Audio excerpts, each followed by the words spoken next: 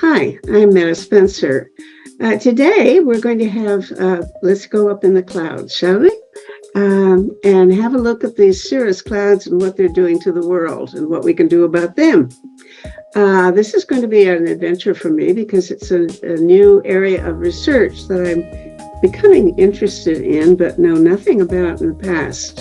You know, for the last several months, I've been running a series of conversations about how we might be able to cool the planet somewhat by brightening the clouds. And one of the leading people doing research on marine cloud brightening is Professor Stephen Salter of the University of Edinburgh. And he's with me today. So we've had a number of conversations, and along the way, I've found out that, in fact, marine cloud brightening is not the only conceivable way of cooling the planet, and specifically of cooling the uppermost pole of the planet, and that there are a number of other possibilities, one of which I have not explored before, and that is the possibility of thinning the cirrus clouds. It seems that all clouds have two different effects. One is some warming effect and some cooling effect, but the different clouds have different balance, and the low-lying clouds are really good for brightening the clouds and keeping the planet cooler, whereas the high clouds are the cirrus, those wispy clouds really high up, and their overall effect is mainly to warm the planet. So if we could thin them out, maybe we'd let some of the heat out of the topper parts of the world and have some good effects. So that's what we're going to explore today. The man who presumably thought that up is Dr. David Mitchell, who is now going to be with us. He works at the Desert Research Institute in Reno, Nevada. Good morning, David. How are you? Good morning. Good to meet you. And in Vienna is Blaz Gasparini, who is a postdoctoral researcher at the Department of Meteorology and Geophysics at the University of Vienna. Good morning, Blaz. Hello, thanks for inviting me. Say hi from Edinburgh. Hi, from Edinburgh. I'm doing the engineering for the Toomey effect and John Latham's proposal to use it. I'm a nuts and bolts engineer, so I'd like to know what the problems are for getting stuff up into the cirrus clouds. Mm-hmm. If I could do something to help. Wonderful. All right, let's talk. I think, David, since you're the guy who thought the whole idea up in the first place, why don't you explain everything to it? It's probably the most complicated of the three mechanisms, you might say, that are widely discussed. So, Blaz, if I leave something out, feel free to chime in and fill in the gap. So the general idea is to release more heat so that most, stratospheric aerosol injection is the most studied technique, and marine cloud brightening, I would say, is the second most studied, and they both are reflecting sunlight to cool the planet. So the cirrus cloud idea is a little different. It's thinning the cirrus clouds and reducing their cloud coverage to release more thermal radiation or heat from the planet. So in that sense, it's acting more like a greenhouse gas, because the greenhouse gases are trapping heat and they re-emit it back to the surface where we live. And that's how the warming works. So the cirrus clouds have a similar role. They reflect some sunlight, but they trap more long-wave radiation or heat radiation than the other kind of clouds do. So they're re-emitting a lot of the thermal radiation back to the Earth, and they have a slightly warming effect. So if you can thin them out more long-wave radiation escapes to outer space, and that cools the planet.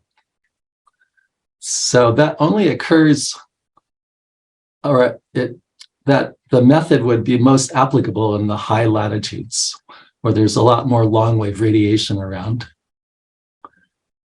So in the tropics, it probably wouldn't have much of an effect, but say during the polar night where there's no sunlight at all, it would have its strongest effect because it's all long wave radiation and no sunlight.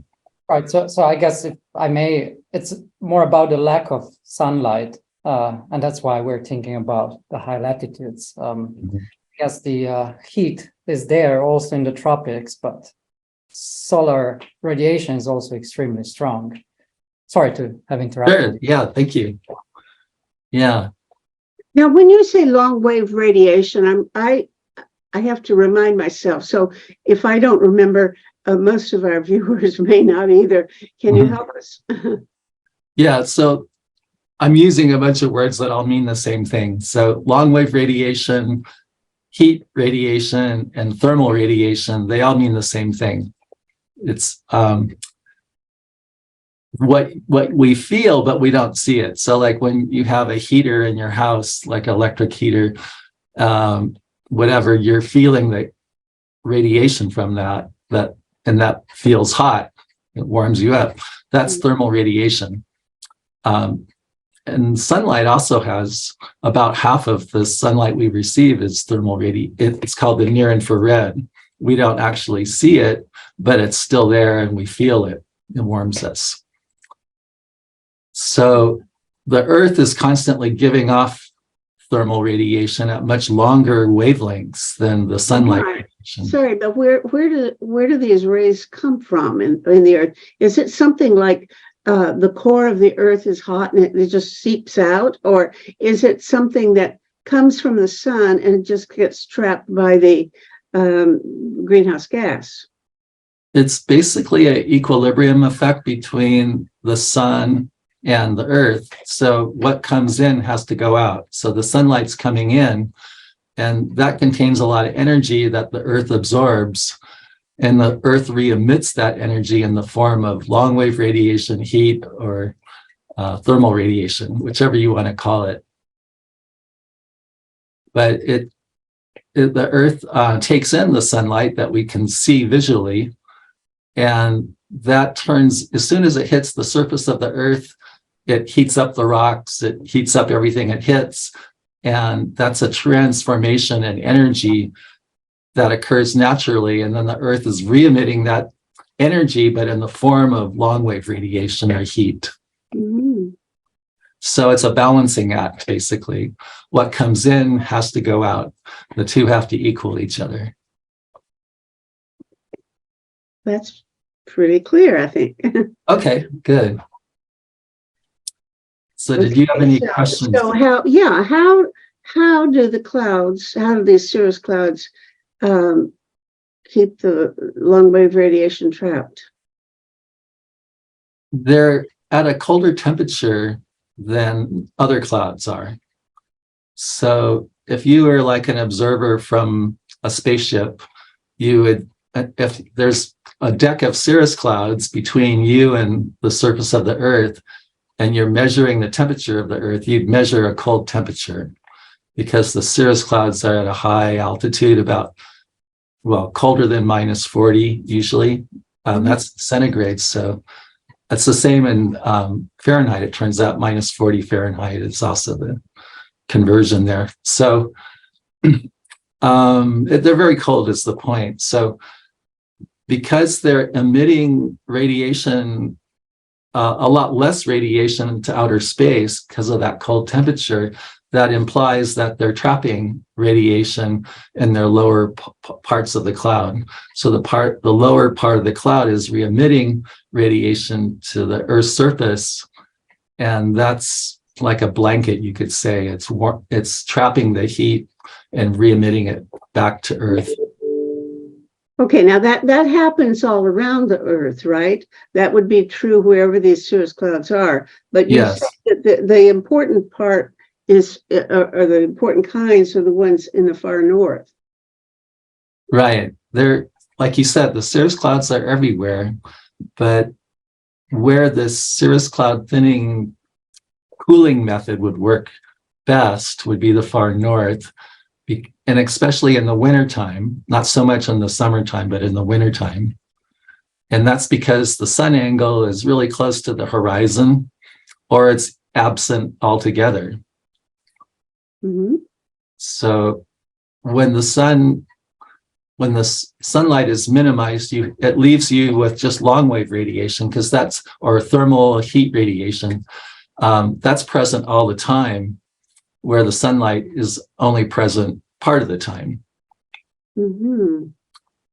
So Okay. you get a net cooling effect that So way. you have more, if you punch a hole, then what you're going to let out is primarily long wave radiation in the winter, where in the summer it would be a mixture of both.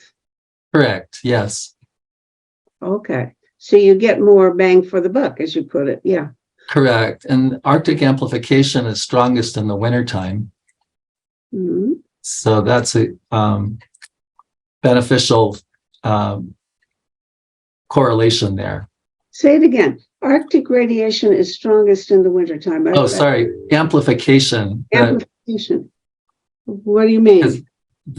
It's a term that climate scientists use a lot.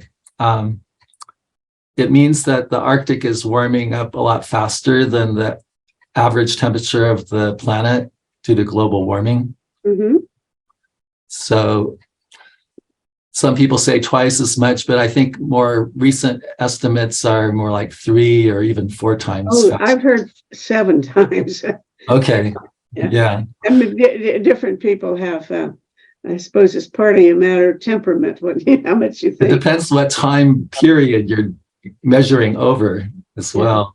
Okay, now, and that's, I don't think everybody fully understands that, why it's happening so much more in the north, right? So can you explain that a little?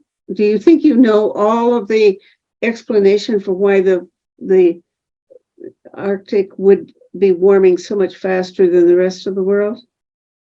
It's an area that's still under research. Scientists are still trying to understand it better, but they know that part of it is due to the lack of albedo, like the sea ice is disappearing, the snowpack is less, the seasons, like we're getting spring earlier in the Arctic and that kind of thing, because there's less snow. So the snow and the sea ice they're like a big mirror that reflects sunlight. So when you take that reflective capacity away, the Arctic warms up. Mm-hmm. Okay. Yeah. I could see. There's also black soot falling on the snow, which won't help. Yeah, that's the issue. So one of the problems Stephen just pointed out is there's air pollution or soot depositing on the snow and making it darker. And that's going to warm up the planet. It'll melt the snow faster. And then the snow disappears and you have more Arctic amplification that way. Mm-hmm. Okay. So I sort of, I knew it was true. I just didn't, I thought maybe there's some extra secret reason that I hadn't heard about. Yeah, there's other reasons too. Yeah, Blas can talk about that. While I'm a climate scientist, I'm not sure if I'm capable to explain it in a very easy to understand way. But I think another reason, so even in Arctic where there would be no sea ice would still warm up or respond to any change in climate stronger. And I think if we put it in very simple terms, I think it's because of the absence of convection in the Arctic atmosphere.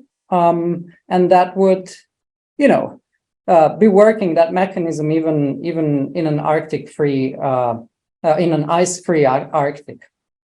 Oh, well, now explain what is the absence, what is convection and why is it absent there? So basically the thunderstorms mix in air from the surface towards the higher levels of the atmosphere. In such way, they cool the atmosphere. And these processes are pretty much absent in the high latitude climate. And therefore, if the surface warms, it cannot emit this warmth as effectively as it does in the tropics. So basically, the thunderstorms in the tropics to some extent help cool the planet. And they don't have thunderstorms in the north. That's not very common. No, that would be rare. Mhm. Okay, fine, thank you. Okay, so here we have this blanket. The blanket's there all the time, but if you poke a hole in the north, you can let some of the heat out. Yes. Okay, how are you going to do that? Yeah, that's the other thing. So the way this technique works is this is where it gets a little more scientific. There's two different processes by which the ice forms in these cirrus clouds. And one pathway is called heterogeneous nucleation, ice nucleation. And the other is called homogeneous ice nucleation. So for brevity, I'll just call them het and home. Okay. So there's a lot of research going on to try to understand these two mechanisms in cirrus clouds. And that's where my work is focused, actually, is trying to understand which mechanism or what is the different percentages of contribution from each process. David, can I suggest, instead of het and home, I believe we can call them in a simpler way as clean cirrus and sort of dirty cirrus. I mean, of course, that's an approximation, but it might help to. Okay, yeah, to conceptualize. Yeah, I feel like, because het and home, that gets lost. Yeah. So I was just Okay, looking for a short way of saying it. Explain yeah, your terminology, Blaj.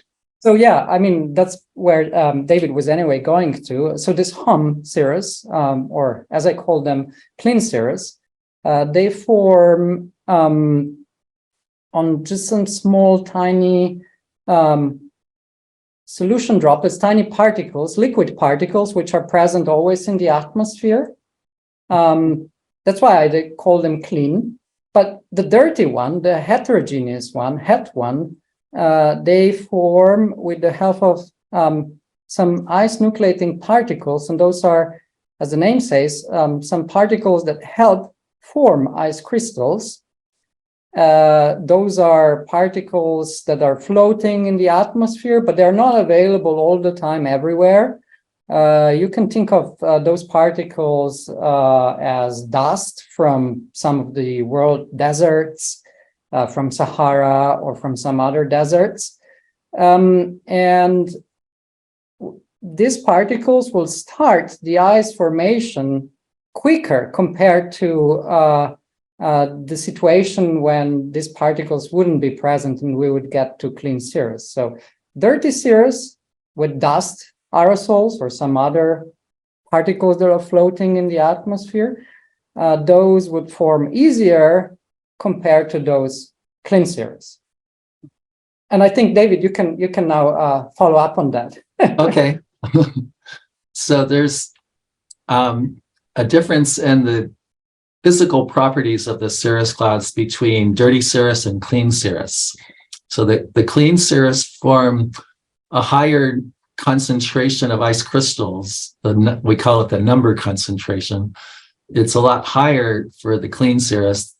The dirty cirrus, well, you could say that the ice nuclei population is a subset of the overall aerosol concentration. So just all the particles in the atmosphere that are, we call them aerosol particles. That's a lot of particles, but the ice nuclei is a very small percentage of those. So the mineral dust and a few other types of ice nuclei are forming a relatively small number of ice crystals compared to homogeneous or clean cirrus nucleation. So clean is more common. It's more common without the ice nuclei, but well, yeah, it's sort of like a backdrop or nature's backup plan. If there's no ice nuclei around, then the homogeneous or clean cirrus process takes place. There's always enough aerosol for that. Oh, I thought the aerosol was the dirty. in both situations, we're talking about some sort of aerosol, so some sort of particles that are floating around. Those for the clean cirrus, they are liquid, and they're very small, and they're present all the time, all around. While the ones for the dirty cirrus, they are sometimes there, sometimes not, and we're not quite sure how many of those there are around. And that's why we're also not quite sure how frequently those dirty cirrus form compared to the clean cirrus. But now, when you say clean and ice or liquid, is it water or is it some other Water. liquid? It's liquid water. So, Well, I mean, it's, yeah. those are not aerosol, right? Aerosol was explained to me as anything that's not water. Is that fair? I think I would think of that as some sort of very small droplet, which is liquid phase. Mm-hmm. And this is in liquid phase, even at very cold temperatures, at minus 40 degrees Celsius, these droplets would still be in liquid phase. That's very weird. Sounds very weird. At minus 40, normally everything is frozen, but those particles, they're not quite water, so that's why they can still be in liquid phase at those conditions. Yeah, you could call them haze droplets. Right. Yeah. Okay, now so we've got these two kinds of particles, and what difference does it make in the effect? I presume they have different consequences.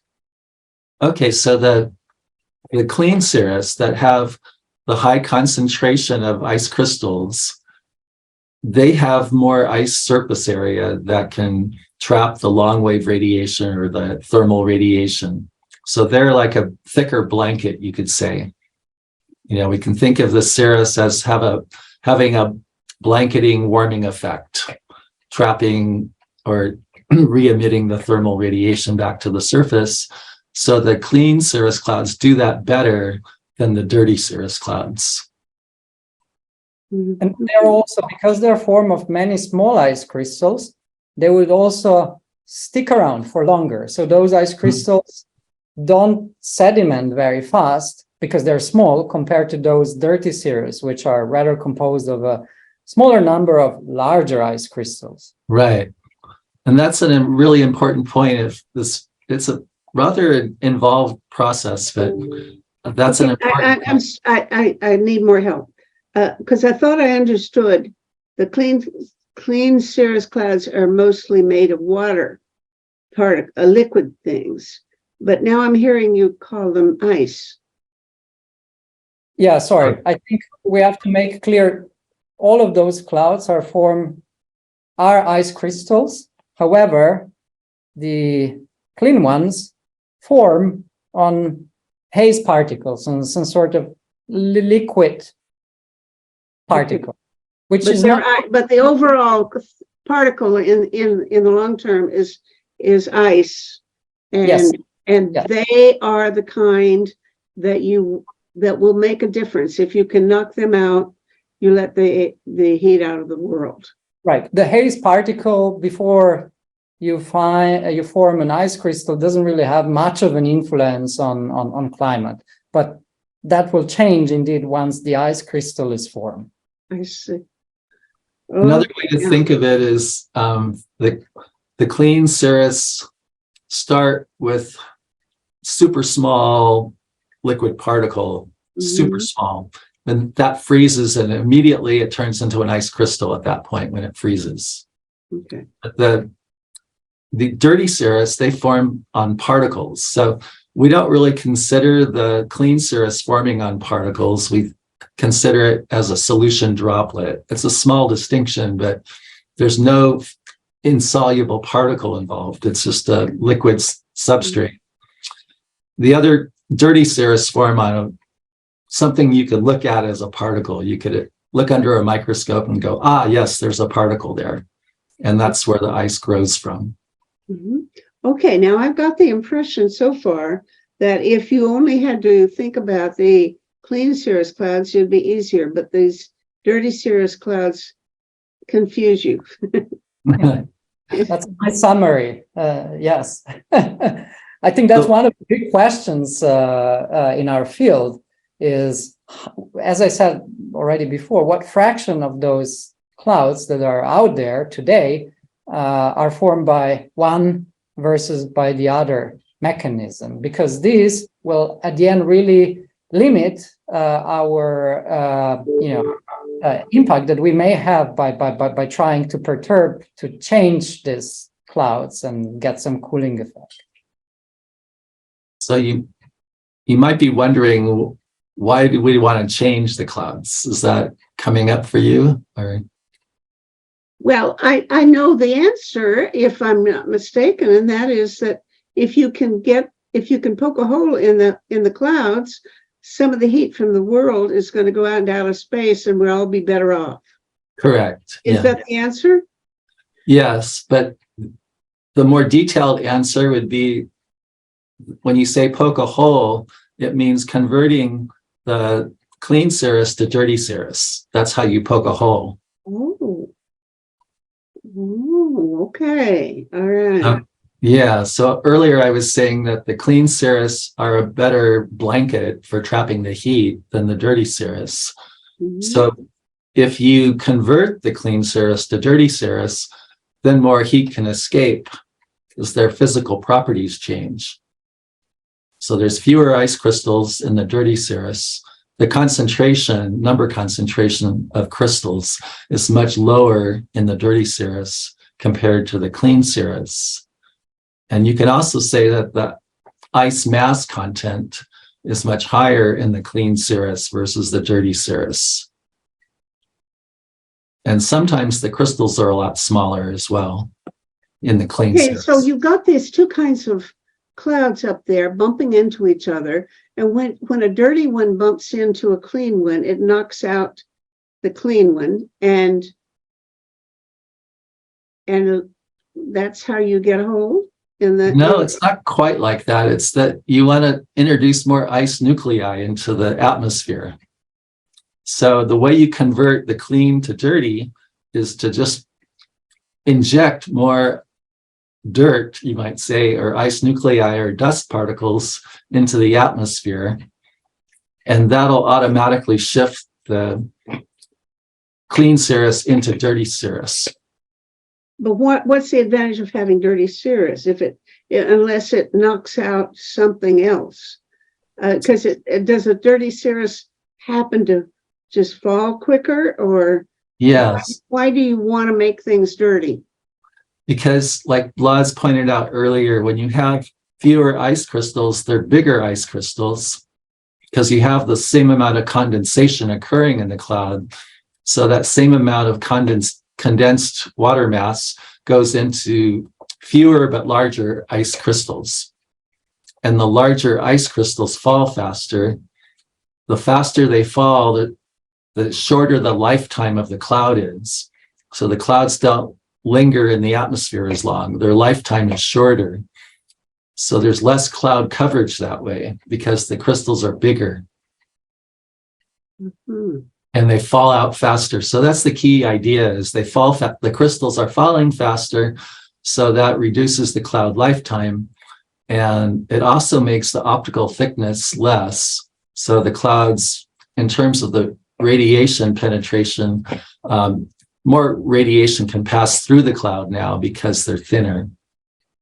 Okay, that sounds good, except then, let's go back to this albedo effect, where we, a few minutes ago, talked about the fact that if you get your ice on the ground and the snow on the ground dirty, this cancels out the reflectivity or the albedo.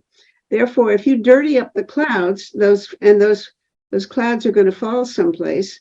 It's going to dirty up the ground or the ice, isn't it? This effect is extremely likely to be negligible. It's really just a tiny amount of those particles, dust, that you would need to perturb the clouds compared to what is anyway deposited today on ice surface from sources which are near the surface. Mm. So it's just too small an amount to worry about. I think your question is very well posed. I think we should study that, but my strong feeling is that this will not be a problem. But someone should go and do this calculation, I think. Well, we do have some information from conventional cloud seeding. There's operational cloud seeding going on all the time in the Sierra Nevada mountains of California, Nevada, and also the Rocky Mountains. And they look at the snow after they do the cloud seeding, because they're seeding regular winter storms to try to increase the snowpack in the mountains. So people go out and measure the amount of silver iodide in the snowpack. And, the silver iodide is what they use to seed the clouds. It mimics an ice crystal. So it's a seeding agent or seeding aerosol. So they go into measure the silver content of the snowpack, and it's around a maximum of 10 parts per trillion, usually much less. I'm impressed, except I have no idea how much that is, really. Oh, yeah, it's really low. It's like 1,000 times less than parts per million. Okay. So that's not enough to worry about. Okay, but I've been talking at times with Franz Oeste, who's talking about using for the iron salt aerosol project in the north. He would use titanium instead of iron because it's white, and so when it falls, it doesn't dirty up the soil. So I was just wondering, if you use titanium for seeding the cirrus clouds, would that work? Not sure. I haven't heard any results on that. Okay. Usually it wouldn't work because they have to have a hexagonal geometry to mimic an ice crystal and activate ice crystal growth. So I think there might be something. It's not always like that, but a lot of times. Go ahead. I think titanium dioxide might have the right structure to nucleate ice, but I think nobody really wants to put something that is not naturally present and that we don't know very well in such a pristine environment like the Arctic. So yeah, that's why I'll be a bit hesitant about these ideas at this point. Okay. Well, now I'm gonna shut up. And Stephen, I've been quiet. Now your turn. You interrogate these guys. Well, I'd like to know the sort of material that you might want to put up, and the weights and the lifetimes and how fast it falls. And I think the marine cloud brightening suffers the same problem in that it doesn't work in the winter because it acts as a blanket. And so something that could get rid of the blanket is a useful counter to that. We would have to stop our spraying in September in the Arctic. We want to do it when we've got a very high solar input in sort of May, June, July. But we know that it would be working in the wrong direction if we don't stop. Unfortunately, it has a much, much shorter life than the sulfur aerosol that they want to use for stratospheric treatment. We have a very short life, and this means that we have more control about where and when, because if we stop doing it, it'll go very, very quicker. We can choose the regions and the times when we want to treat. But we do want to do it in the Arctic for the winter. Sorry, for the summer. Right. But please let me know how much material you need to, and how high you want to put it, and how long it's going to stay there. And maybe I can think of ways of solving that problem. He's the nozzle designer. He's working on a nozzle. Yes. Right. Well, we have 200 million nozzles in an 8-inch diameter silicon wafer. Yeah. You've got to keep them clean as well. Have you guys got to the point of having to think about what kind of nozzle you want, or is your notion just still pretty theoretical? Yeah, Stephen, of course, as an engineer, he's thinking about problems of engineering, and I think it will be very interesting to make a study on that. However, I have to say first that unlike stratospheric sulfur injections or marine cloud brightening for cirrus cloud thinning, we are not yet sure whether we could really achieve some substantial cooling of the planet or not. And that's why, at this point, I would say going in the engineering details is, to me, a bit in the second plan. First, we have to really be sure that if we perturb these clouds, we really get a cooling effect and not just the opposite. So here we're really playing at the narrow, in some conditions where if you modify clouds which are already, formed by aerosols, this dirty cirrus, if you add more dirt, more dust up there, then actually what you get is just the opposite of what you want to. You get more clouds, so you get more heating. That really points at our lack of knowledge about this nucleation mechanism. And I mean, many people are working on that, including David, but ultimately we may want to go up there and first make very detailed measurements from aircrafts to be really sure how those clouds are formed before trying to perturb them or trying to perturb them large scale. I think it might be also worth to make some very small scale experiment that would let us know what happens if you perturb the cloud. Another point, I mean, of course, you may ask, so what about the laboratory studies, right? I mean, stratospheric folks, they did some experiments in the controlled laboratory conditions. So what about cirrus and cirrus cloud thinning? And here again, we do have only one single study looking at that, which is not yet even published. So we are at a very, very early stage of research of those cirrus modifications.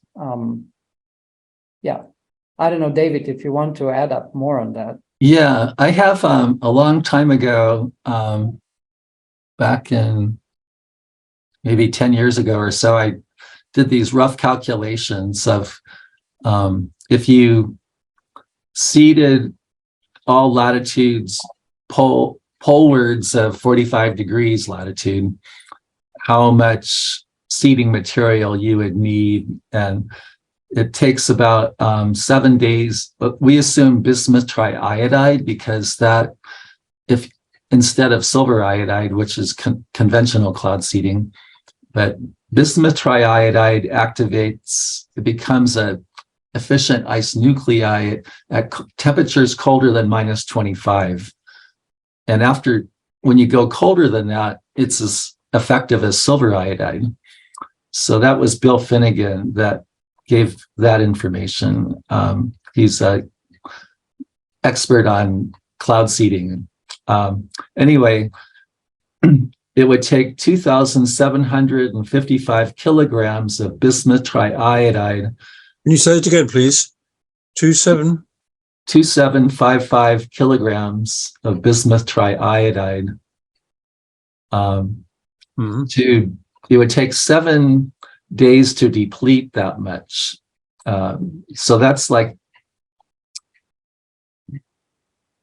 let's see, I think that's the, oh, hold on a sec.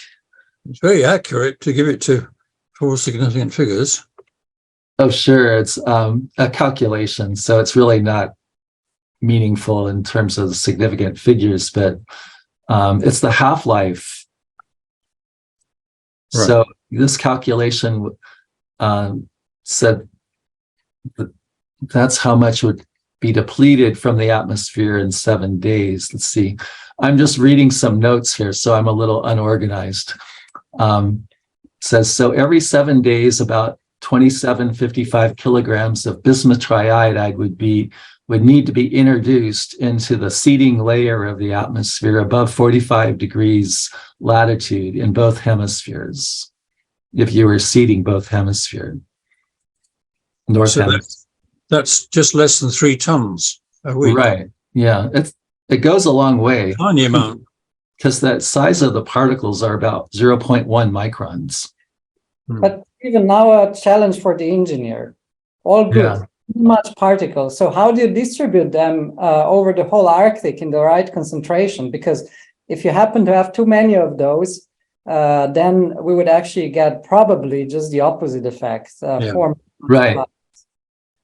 with too many ice crystals. And I think this is really something that actually nobody ever looked into. I agree. Are you thinking in terms of a plane flying through and just throwing a handful out of the window, or are you maybe a balloon that stays up there for a long period of time and can do it gradually, or how are you going to distribute this stuff? Well, to be fair, I don't think anyone wrote a scientific publication on the transport mechanism. So just to make you sure, we have some ideas, right? But those are just very they're just like our ideas for now, and I cannot be sure what of the proposed ideas may work best. But of course, you mentioned first the aircrafts, and I think that's a reasonable first idea, to mix in maybe some of these particles in the jet fuel and then inject them, or balloons. I'm not sure how much you could loft up there. Maybe you may have some drones at this stage, which could even reach levels high enough for Cirrus. I mean, it's hard, I think, but maybe we're getting there. But you need to do it over a gradual period of time. I mean, not just one. You don't throw a clump of it out and then fly on another 100 miles and throw another clump out. You actually need a continuous, even dispersal of just a little bit here and there. Right? Yeah, that's right. So it have to be a continuous dispersal of these aerosols. And it's like Blas pointed out, there hasn't been much work or research done on how to get an even concentration of those particles, because if you have too many of them, it can create the opposite effect. They call that overseeding, making the cirrus cloud thicker and trapping more heat. So there's a sweet spot, you could say, in what the right optimal concentration of ice nuclei is in the atmosphere. You know that. I mean, sounds as if you want rather a low concentration over a big area. Is that right? Yeah. Yeah. We're talking about So something coming out of the back of an airplane would be a much higher dose than you want. Right. Yeah, that's the problem. You need to. So you might need a fleet of drones sending out the aerosol in smaller amounts that are more numerous in their coverage to give it more even concentration. I assume that what you do is start off small, because if you think that if you overdo it, you're in trouble. But I got the impression so far that you're not exactly sure what that tipping point is, and so maybe you want to do it just a little bit and watch out as you increase it. Is that a reasonable thing? Yeah, that's reasonable. I think we can monitor some of this from satellite to see what kind of cloud we're producing. Look, if you had somebody with drones right now who could do this, and we're reading every day about how many drones are going to Ukraine, presumably you could get 2 or 3 of them up in the Arctic, and have them just begin experimenting. I mean, if you do it on a very small scale, would that be of pragmatic value? Would you be learning anything from that, or do you still have to do a whole bunch more investigating at the level of modeling before it makes sense to actually do anything, physically experimental? Yeah, it's sort of a controversial question, but I think scientifically you could argue that you would learn something by doing an experiment like that in a limited region of enough to measure from space, like from a satellite, but small enough to make it harmless. You see, the reasons for asking you at the same time as Stephen Salter is that we are literally thinking in terms of proposing that the Canadian government invest some money and doing some practical experimentation with marine cloud brightening. And I'm thinking he would be working in the summertime, and you guys would be working in the wintertime. But very conceivably, some of the same equipment would be useful for both projects. And as far as I can tell, you would not get in each other's way because you'd be working at different times of the year. Could you imagine doing a joint research project in which you try both kinds of experiments? We could certainly both use satellite observations to see what we're doing. Well, I would reckon that we could prove almost everything that we need to know just by measuring contrast changes of clouds that we couldn't see ourselves. That the contrast change you need to change to save the planet is well below the contrast detection of the human eye. So you have to take a lot of images and superimpose them and compare them with somewhere where you hadn't been treating. And then this is a way in which you could do an experiment just with satellites. So the satellite measurement could be very, very similar to the two things. Can you use the satellites even in the dark in the winter? Yes, we have a new satellite technique now that measures the number, concentration, effective particle size, and the ice water content of the cirrus clouds. And it's unique to cirrus clouds. It doesn't look at the other types of clouds. So that operates all year long. It's in the long wave in terms of the radiation that it's measuring. It's thermal radiation that's given off by the Earth. That happens all year long. So you don't need sunlight for that. And you get a lot of data for very little money. Yeah. It's all free once you're up there. Yeah, I mean, you don't have any use for drones, though, do you? You're hoping to just spray things from sea level.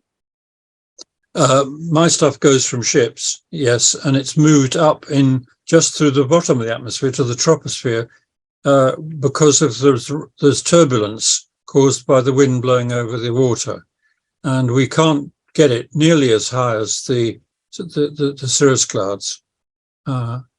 We get a fairly even mixture for the bottom, maybe 1,000 to 2,000 meters, but it's much harder to get it above that because there's much less turbulent.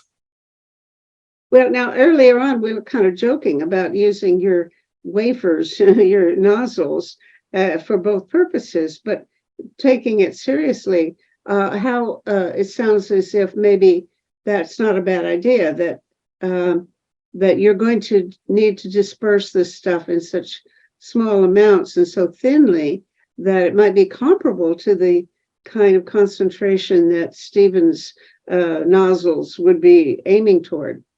Am I making something up, or is that a...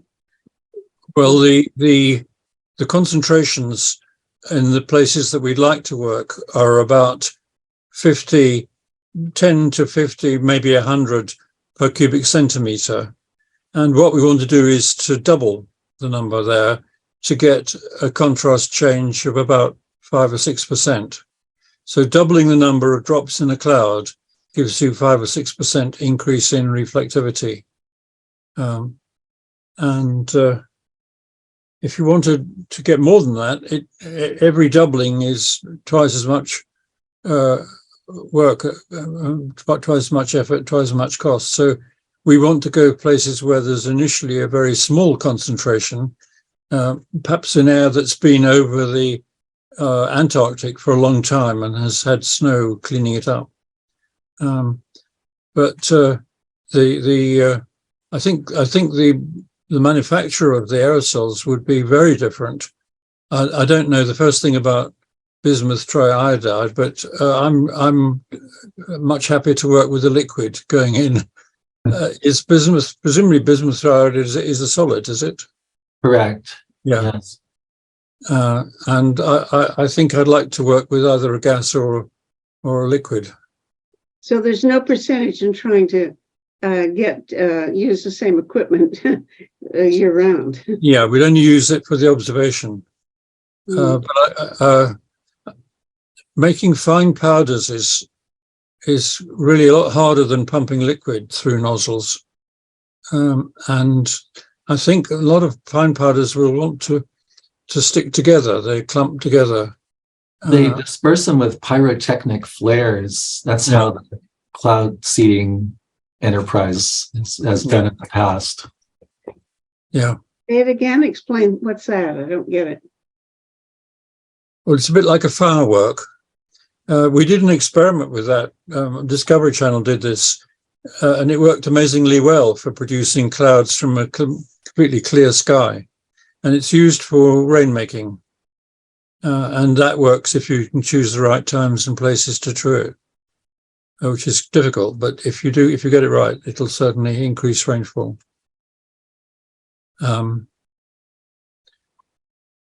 Okay.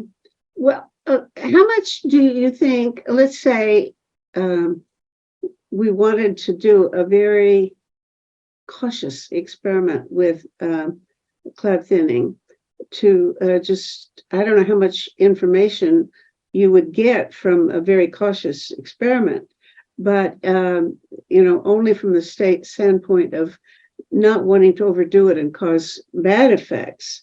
I would assume you want to go slow and start off small.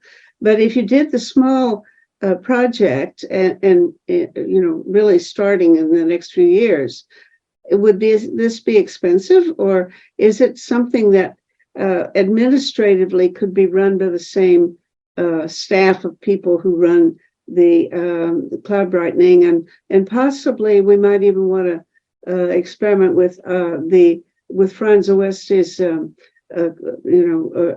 salt aerosol or titanium's aerosol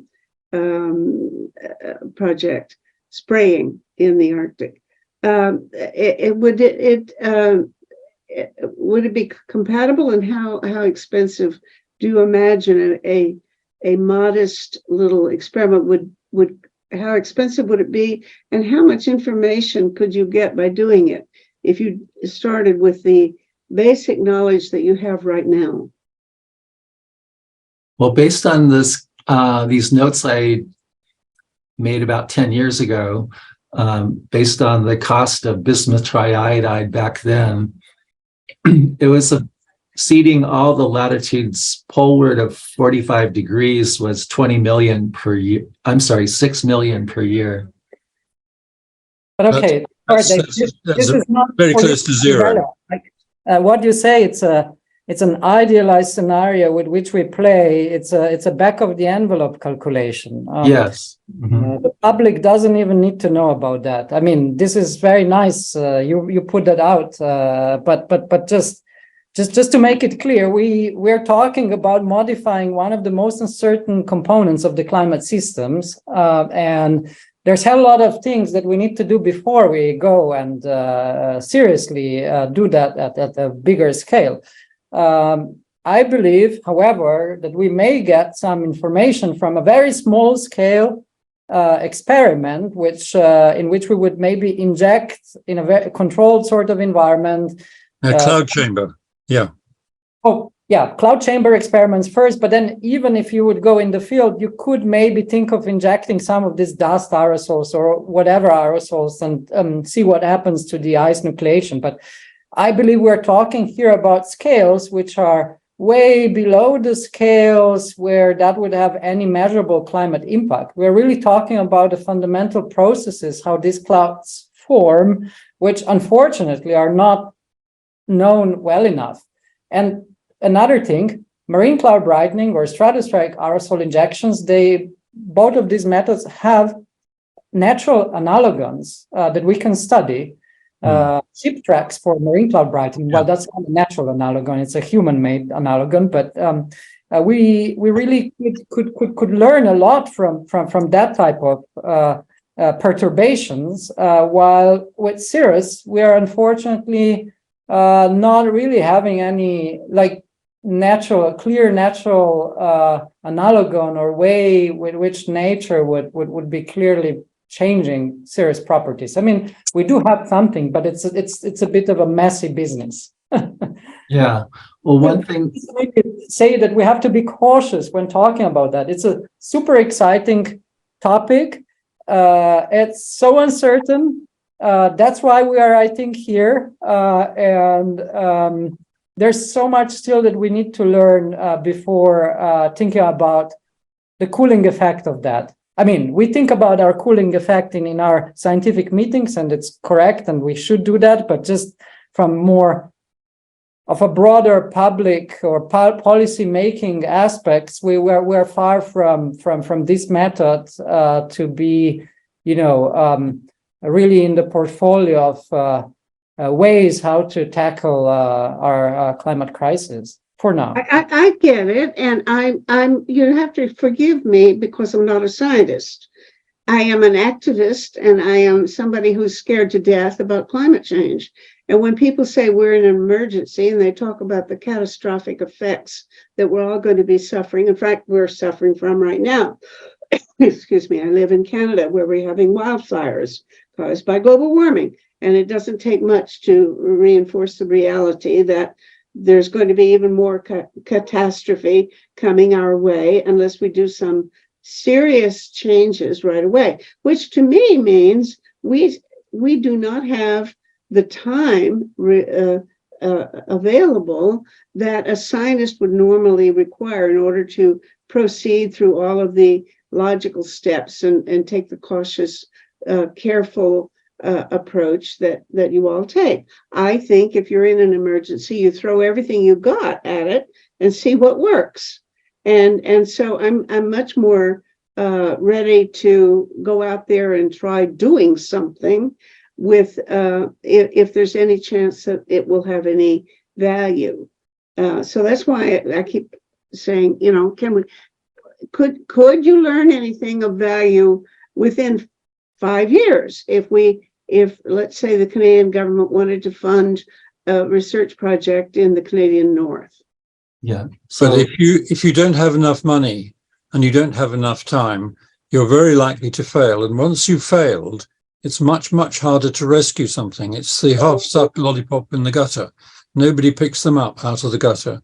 So this is why we're reluctant to do something which has a high probability of failing.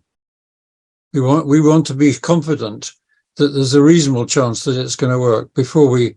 Within a few weeks, I'm going to be writing a report to the Canadian Pugwash Group saying whether I think, based on the conversations we've had so far, whether I think that we are ready to reasonably recommend to the Canadian government that they look into seriously investing a number of million dollars.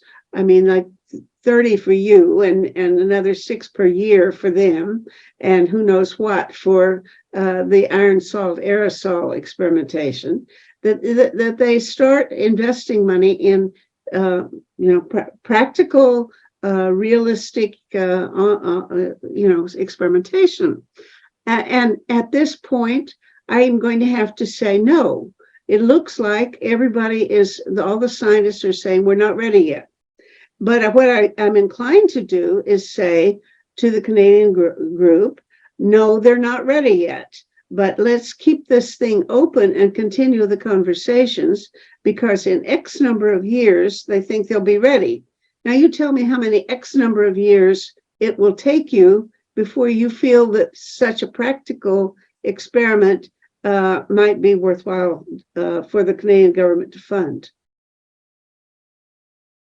I think it would be worthwhile if the Canadian government would fund some field campaigns, which would increase our knowledge on how these clouds form to start with. And that actually costs a lot of money. I'm personally working with climate models. That's my expertise, but I do get extremely frustrated at times because we don't have enough information to constrain our models with. We may have some information, and David is working on that, but that is not enough. And I guess with a budget of 10 million per year, we may be able to sample those clouds in a systematic way and learn a lot about that, and learn whether there's potential that perturbing them would really yield some cooling. And then as a second step, we could, go and try to make some very small scale experiment if the previous results would indicate. Okay, you've upped the price tag. A minute ago, it was going to be $6 million a year. Now it's 10. Okay, I'm willing to consider making any kind of proposal that would actually appeal to you guys, that you really think this would be of value. One of my concerns is that I don't know any Canadian scientists who are working in this area. I've actually been looking around, and I can't find anybody. And you would need some Canadians, because I don't think the government's going to just pay to have you folks come from Nevada and Vienna and even from Scotland, unless there's some Canadian involved. So that's one of the things. But if I could say, I'd love to have my report say, let's continue our conversations for another 3 years and evaluate then at the end of 3 years whether or not they're ready to do anything. Or in the meantime, the Canadian government should be spending some money on doing this kind of study, which would inform them and provide the kind of knowledge that would speed this whole thing up. So what would that be? You say you don't have enough basic knowledge. Is Canada in a position to generate that knowledge? Yeah, one conversation, there was a workshop where I first met Blas, the Institute for Advanced Sustainability Studies in Potsdam, Germany, where we were talking about possible field campaigns. Remember Blas? And Andy Parker was in charge of that. And I've been collaborating with some grad students at ETH Zurich on this, where one of the documents that we came up with was a way to test this idea with satellites. There are clean cirrus clouds over the Rocky Mountains. We see that with the satellite retrievals. That shows plenty of evidence that there's these clean cirrus or homogeneously nucleated cirrus over the Rocky Mountains. Including the Canadian Rockies? Yes, including that. In fact, they're more over the Canadian Rockies than the United States Rockies. Mm-hmm. Good. And there's dust storms in Asia, like over the Taklamakan Desert and Gobi Desert and so on, Mongolia. So that dust goes into the upper troposphere where the cirrus clouds live a lot more effectively than the Saharan dust storms. So these Asian dust storms kind of ride the conveyor belt of the cyclones that are generated over the Pacific and so on. They're elevated to high levels and where the cirrus clouds can receive them over the Rockies. So if you pick out a dust storm that's naturally seeding the dirty, this is the dust particles that we talked about earlier. So they're going to be seeding the clean cirrus over the Rockies. And you should see a change in the physical properties of the cirrus clouds when that dust plume arrives. That's something you could do without any field campaign, really. It's just Mother Nature doing her normal work. Mm-hmm. And you're just monitoring what nature's already doing. So there's no controversy about this like there has been in the past. It also sounds like it might be cheaper. Yeah, a lot cheaper. You just need to develop a satellite method for doing this. We already have ideas on that. You'd need to use a geostationary satellite. But the new GOES satellites have a channel at 13 microns that should allow you to do this. Okay, do you know anybody in Canada who'd be interested in doing it? There should be. I don't really know the satellite remote sensing people in Canada, but I'm sure there must be somebody out there. Yeah, but they would not be the same people who are doing the climate cloud studies normally. I don't know. Yeah. Okay. And Find out, let me know. if you accumulate a large number of satellite images, you can detect a very, very small change in contrast, which is what it's all that you need. So I'm sure that's the right thing to do. Anything you can do to collect the materials that are in the different kinds of cirrus clouds would be valuable. And then I think trying to do a test tube experiment with a tiny quantity of the chemicals that you controlled will tell you a great deal as well. People do very well with chemistry in test tubes, provided that they're in charge of what went into the test tube. If you've got 9 billion people doing their own experiments in different test tubes and not telling you what they're doing, it's a lot harder. So test tubes like cloud chambers are what you want for that side of things. Is there any connection between what he's just proposed about satellites and any information that would be of value to you, Stephen? I certainly would like to get access to satellites for measuring cloud contrast, but I think this is so easy already because we can see the ship tracks that I don't think I'd need any special satellite information. Something that can tell me about the size of aerosol would be interesting. And I pricked up my ears when you mentioned that. The size of the aerosol that we want to do is very important. We've got to get the size bang on right, because we know that if it's too small, the work in Norway showed that if it's too small, it can heat. Or if it's too big, it can clear clouds and therefore perhaps by making rain. And that will work in the wrong direction as well. So we want to be I think the best size is about 10 to the minus 14 grams of sea salt per aerosol particle. That's the target at the moment. Is there any value in exchanging information that, let's assume that both of you get some way of getting the Canadian government to do something with satellites and with collecting samples and so on? I hope there would be, but at the moment I can't see anything except for the satellite observations. Okay. That I think would be very, very, very similar. Now, from what you know about the iron salt aerosol project, which I think we have to take seriously too, and of course I didn't try to get them today, but we could do another show in which we put everybody together and see what you gain from working,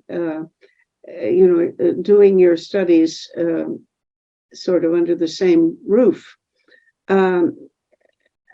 We could do that, and I just simply am now at the point where I have to decide what I'm going to suggest to the Canadian Pugwash group, and I think I have to say that the scientists are not ready to do any at least costly experimental work on the ground or in actually flying through the clouds yet. But we want to continue these conversations for another year or two and see whether or not the state of knowledge has advanced enough to be able to seriously recommend a specific project that Canada should fund. Is that reasonable? With that satellite experiment I was talking about, having an aircraft in the clouds where the satellite was looking would be very helpful, I think. So you could have aircraft involved. It just wouldn't be doing any cloud seeding. It would just be measuring what's already there in the cloud. Would drones do work for that? Possibly, yeah. It's harder than lower lying clouds, but there is actually another suggestion. There was a very recent publication, which of course is just one. Who knows if it makes sense or not? But in principle, since you guys are thinking about marine cloud brightening in wintertime, as you mentioned already, you actually want less of those clouds, and a lot of those clouds in wintertime over the Arctic are actually formed from are sort of mixed phase, so are partially formed by ice, partially by liquid, or many actually still formed by liquid, but liquid at cold temperatures below, way below freezing. There's an idea of how you could get rid of those clouds in winter, which is actually what you want to get, because in winter also those clouds sort of warm the climate, are like a blanket.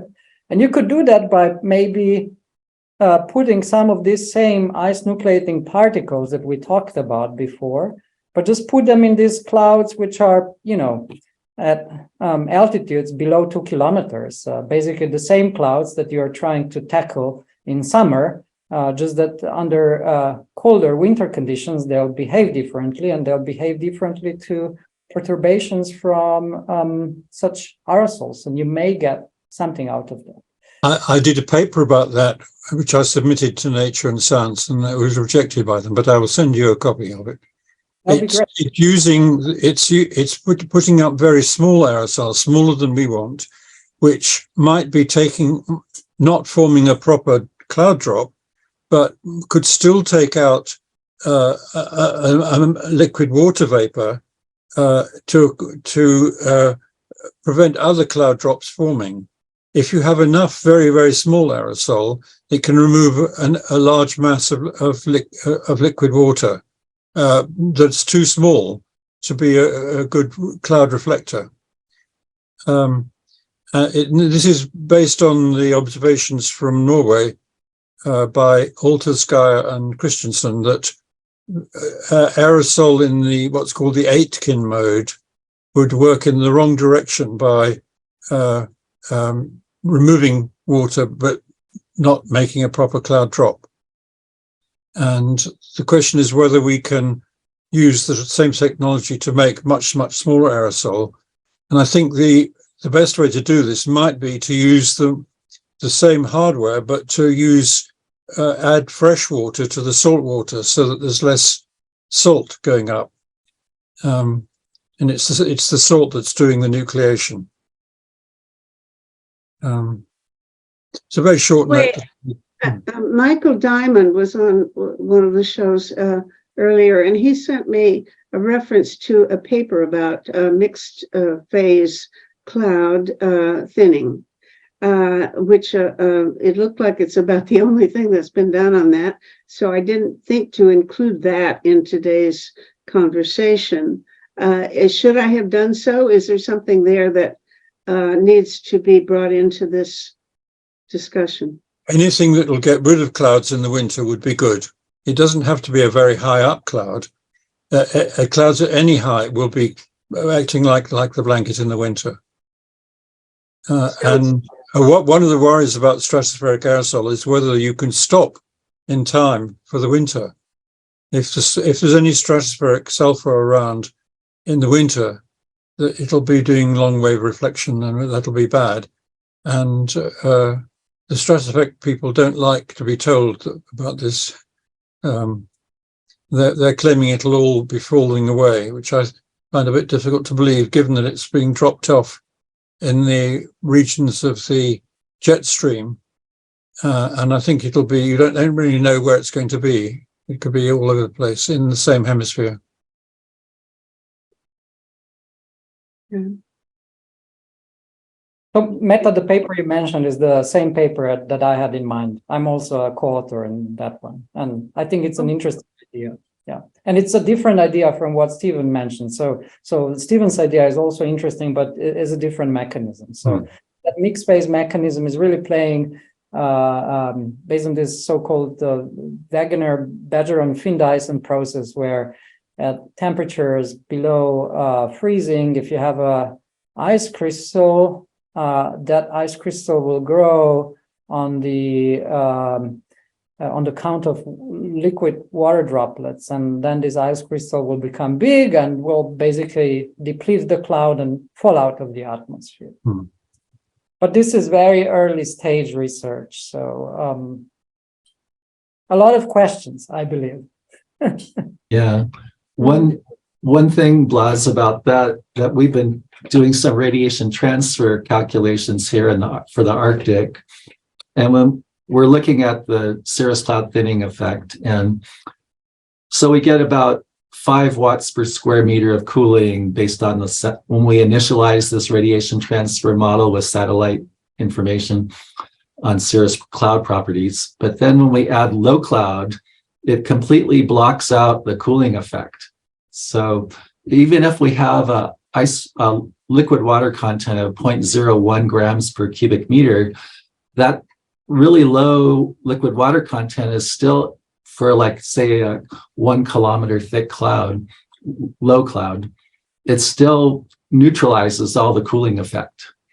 So that's something to consider with this mixed phase idea. 5 watts is an awful lot of cooling. Yeah, we did look at the Arctic, and in the wintertime, the literature seems to show that there are not a lot of low clouds around in the wintertime in the Arctic. So that was good news in a way. Mm-hmm. Maybe 10 to 30% cloud cover from low cloud. But David, you could also affect and dissolve those lower lying mixed phase clouds with sedimenting particles from Cirrus. So you may be able to actually get rid of those. Because imagine those sedimenting big ice crystals, and they would fall in the lower lying mixed phase, and then they would sort of freeze them and rain them out or snow them out of the atmosphere. So the Bergeron effect. Exactly. There's a study, actually this Cirrus cloud thinning study by Gruber et al., a German group, a modeling study where, very funny, but their biggest radiative impact from perturbing Cirrus was not in Cirrus clouds themselves, but because they actually perturbed or removed those mixed phase clouds out of the atmosphere, that they got some substantial cooling effect. So the mixed phase was more powerful than the cirrus clouds. Yeah, because cirrus are just relatively thin, and their radiative contribution, is not super big, while mixed phase seem to be a bit bigger player in the radiative budget of the Earth, at least in wintertime Arctic. Right. I read that paper too. Yeah, it was very interesting. So let me ask, how promising is this whole thing?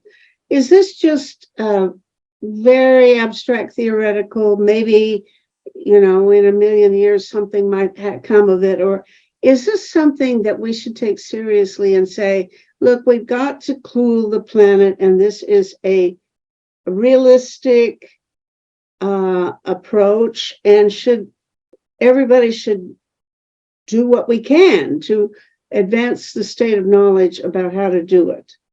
I mean, I'm willing to take your advice of saying that it's premature to go out and do any actual experimentation by spraying things around.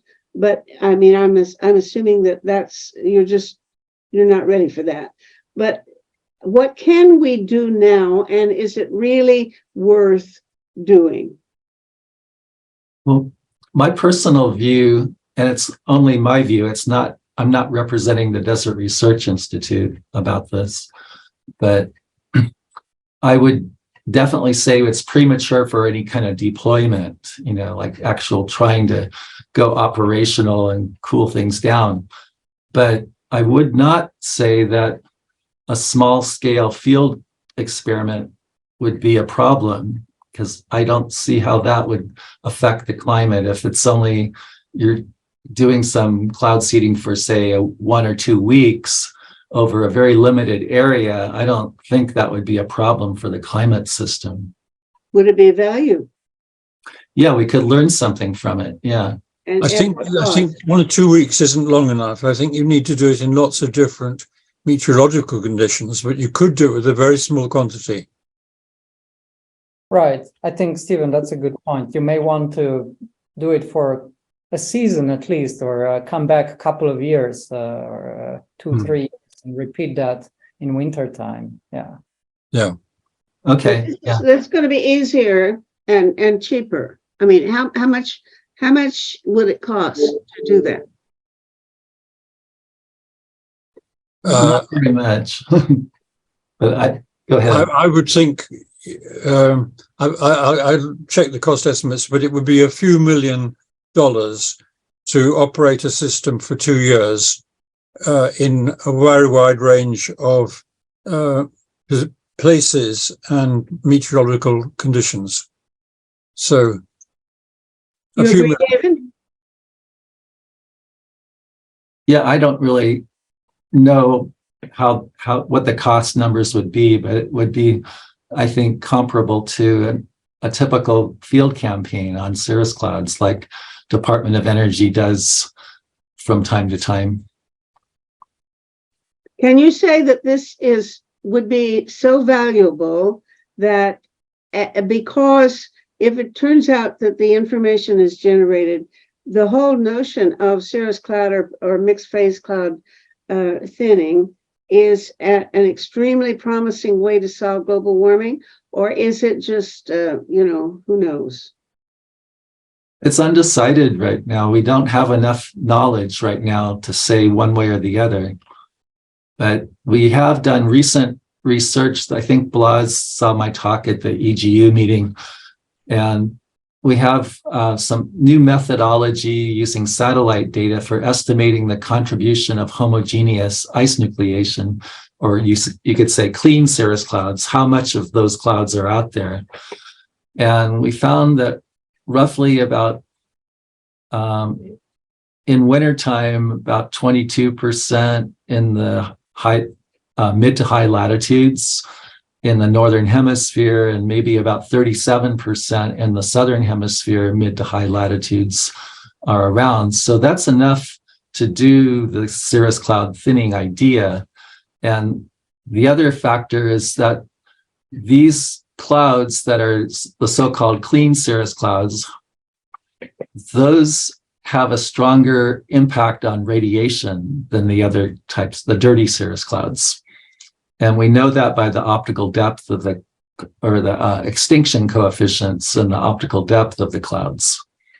So these clouds that are the clean cirrus are optically thick clouds, and they have a bigger impact on the radiation balance. So even though they might be only, say, 25% of the overall cirrus population, their radiative impact might be more than 50%. It could be 70% or something like that, because they're so optically thick. So I think there's a tremendous amount of new research that needs to be done on this, but it doesn't look like a showstopper, like there's some reason that we should not do more research. I think the research looks promising right now. Can you we should keep think going. of any, some of the early papers, I think, were ambivalent about whether it might have some harmful side effects. I mean, I've heard people speculate that if you do certain things to the clouds in the Arctic, it might cause a monsoon floods in Pakistan or something. Can you foresee any realistic reason for apprehension? There certainly could be some unwanted side effects, but that's why we need to do the climate modeling. The problem with the cirrus cloud idea is we know so little about the cirrus cloud behavior. The two different ice nucleation pathways, for example, that information is not in the climate models right now. So the climate models can't really inform us very well whether there's going to be side effects or not, or if there are side effects, how severe they're going to be, or if they're even present. So we basically, in my opinion, the climate modeling is way too premature to really comment on that. But Blas might have another idea. I agree with David. I'm myself a climate modeler working with those big models that are, used to project our future climate conditions, and those very commonly don't have the level of detail needed to really reasonably well simulate this clouds and how these clouds form, how these clouds dissolve. There's other types of models which may be more appropriate for some of the questions that we're asking here, but those models are really used more to understand how these clouds behave in a smaller scale environment, but not so much about the global impacts of a potential Cirrus cloud thinning deployment. So, okay, I'm close to, we're over time, by a lot. But I'm, as I say, just a few weeks, if away from trying to have a report to the Canadian Pugwash Group about what its position should be. And I'm inclined to say nobody's ready to do very much experimentally, but I'm not sure whether even that is the case.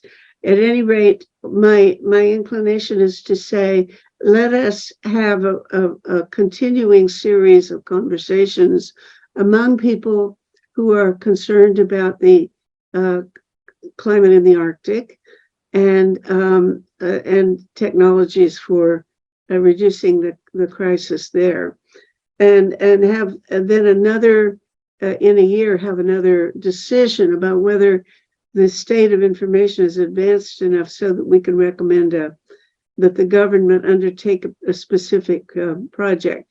Is that a reasonable? Tell me if that's unreasonable for me to say that. Not unreasonable. It's not reasonable? Not unreasonable. Not unreasonable. Good. Okay. David, what do you think? Same, not unreasonable. makes sense. Cirrus cloud research is really in its early stage, and it's just hard to make any statement about the geoengineering potential of this method. Yeah. That's where anything that you measure could be very valuable, and very often things that you didn't expect would be very valuable turn out to be amazingly valuable to your surprise.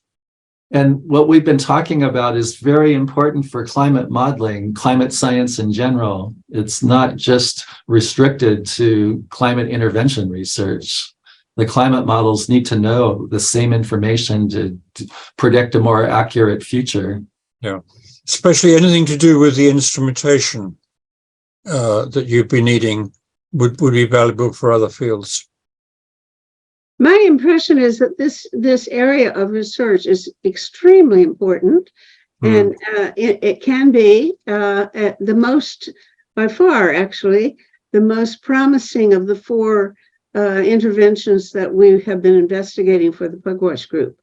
But it's the least advanced, and at the moment, I don't think I can say that we should ask people to develop a particular research agenda or program that we should ask the Canadian government to fund, because I don't think that anybody's far enough along to be able to say what that should look like. But that I will ask them to support the idea of continuing this kind of conversation for at least one more year, and then we'll have another assessment. Okay. Okay. All right. Thank you. And it's been fun, and I've enjoyed it very much. And we will.